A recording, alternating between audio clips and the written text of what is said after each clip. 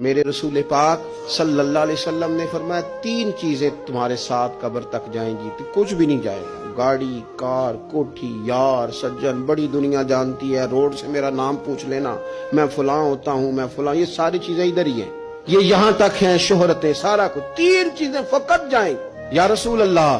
صلی اللہ علیہ وسلم وہ کون کون سی؟ تو نبی پاک صلی اللہ تعالی علیہ وسلم نے فرمایا ایک علم نافع،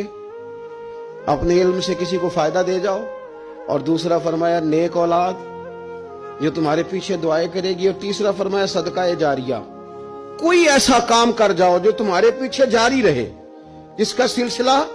بنتا ہی رہے، جس کی بات ہوتی ہی رہے، یہ صدقہ جاریہ ہے، یہ تمہارے لیے ہمیشہ جاری رہے گا۔ وہ شخص جس نے کنواں کھدوایا، وہ جس نے قبرستان کو جگہ چھوڑ دی، وہ جس نے رستہ کشادہ کر دیا، وہ جس نے اپنی زمین مسجد کو وقف کر دی، وہ جس نے مدارس کے لیے جگہ دے دی، وہ جس نے مسجد کی تعمیر کرا دی، وہ آدمی جس نے غریبوں کے لیے آسانیاں پیدا کر دی،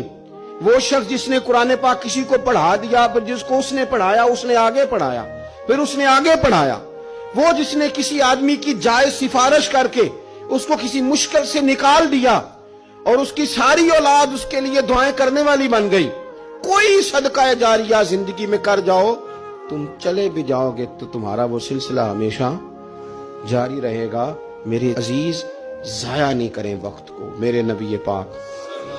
علیہ السلام نے فرمایا 2 چیزیں ایسی ہیں جن میں بہت سارے لوگ دھوکے کا شکار ہیں، انہیں غلطی لگ گئی 2 چیزوں کے بارے میں، 2 چیزیں، صحیح بخاری ہے، لوگ غلط فہمی کا شکار ہیں، 2 نعمتیں ایسی۔ یا رسول اللہ کون سی؟ فرمایا ایک تندرستی، ایک فرصت۔ لوگوں کو پتہ ہی نہیں ہمارے پاس کتنی بڑی نعمتیں، مجھے آج وقت ملا ہوا ہے، میرے پاس ٹائم ہے، میں درود پاک پڑھ سکتا ہوں، تلاوت کر سکتا ہوں، اللہ کو یاد کر سکتا ہوں، صدقات کر سکتا ہوں، کسی کی مدد کر سکتا ہوں، فرصت ہے، اور ایک صحت۔